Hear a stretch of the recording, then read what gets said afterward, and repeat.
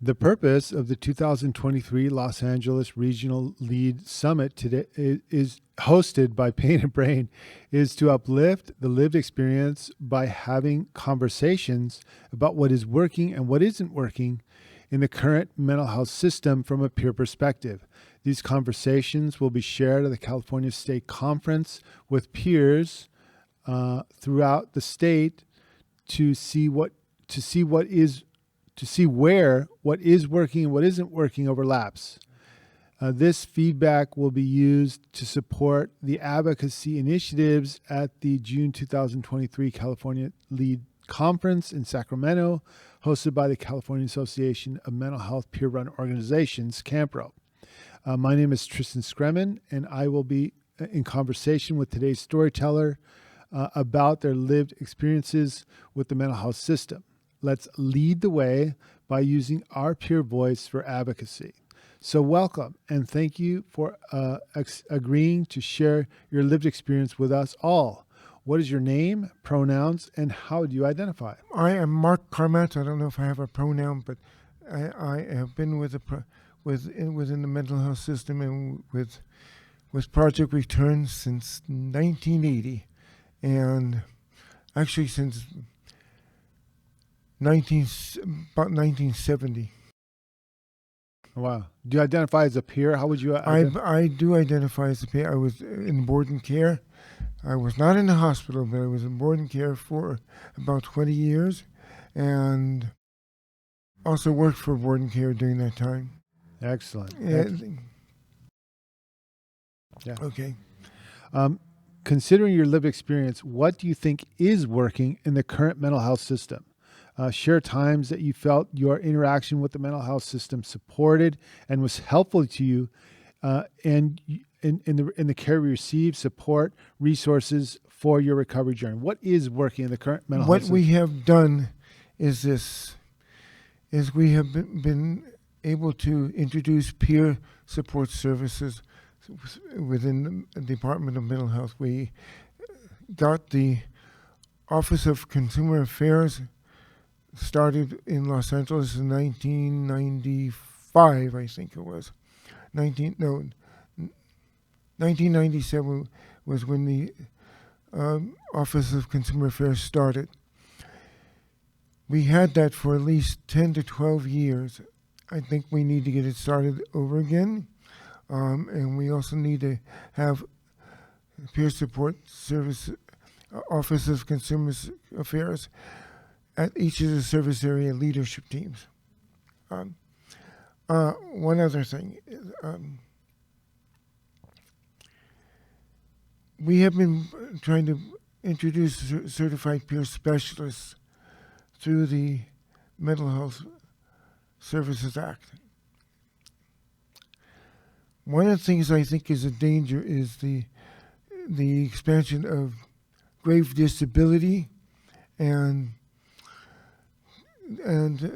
because we're going to get that in just 1 second. Okay. Just tell us what is working, and then I'm going to ask you another question about what's not working. Tell us more things that what is working. Okay. We've gotten peer support services within. You think that was a big win? The peer support services. It's everything is it's small, but it's big right, at the same time. Yeah. Project Return is doing the trainings on peer support. You think peer training was a big win too? Peer training is a very big win. SB 803 and all of this stuff. Yeah, SB 803. It took 4 different tries to get that bill through. Mm-hmm. It came in as SB 10 one time, then SB 903, then SB 803. When SB 803 was signed by Governor Newsom, Jerry Brown did not sign those bills. Mm. So that was a block. Mm. We finally got it signed. It's in the law right now. It's part of what I think is the Welfare Institutions Code. We've got to get it going, both countywide, statewide, and we are now about 49th state. So almost all 50 states. Almost all 50 states. Yeah. Excellent. Okay, now we're going to get to the part you were just talking about. Considering your lived experience, what do you think is not working in the current mental health system. Share times where you felt like your interaction with the mental health system did not support you or was harmful, where you have received care, support, or resources for your recovery journey. What's not working? I'm going to give you a little bit of a history. Okay, go ahead. And that is in 1980, I had to take somebody to, when I was working, when it was part of Beverlywood at the time, I helped people get back and forth to the hospital, back and forth. It was kind of they were bouncing in and out. Mm-hmm. And to me, which means that there's something that was not working. However, there was one time when we took somebody to Santa Monica West, which was the program that's now at Santa Monica West Mental Health Center. Right. They put the person in 4-point restraints and took her to CAMHPRO State Hospital. Oh, yeah. So you think the forced system, the forced hospitalization system, forced hospitalization. You don't like that? It doesn't work, in your opinion? Yeah, not that I know of. Okay. However, I have had to get somebody hospitalized within the last year, and I don't like doing that stuff. Yeah, it's hard to do. You talked a little bit earlier about the conservatorship process. You think that's a problem too?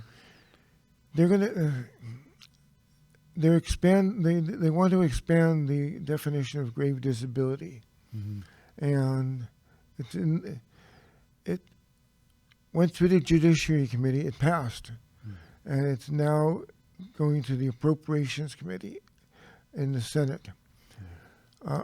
I don't know whether they listened to it yet or not. I don't know, but it's.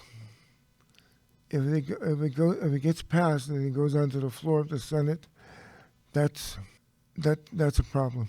Okay. Thank you for sharing. For our closing question and 60 seconds or less, what is one thing you hope everyone will leave here with today? So what's something that people listening to this, people here at this conference, what's something you hope they will take home with them? To pass the information on. Okay. Share information. Share information, very important.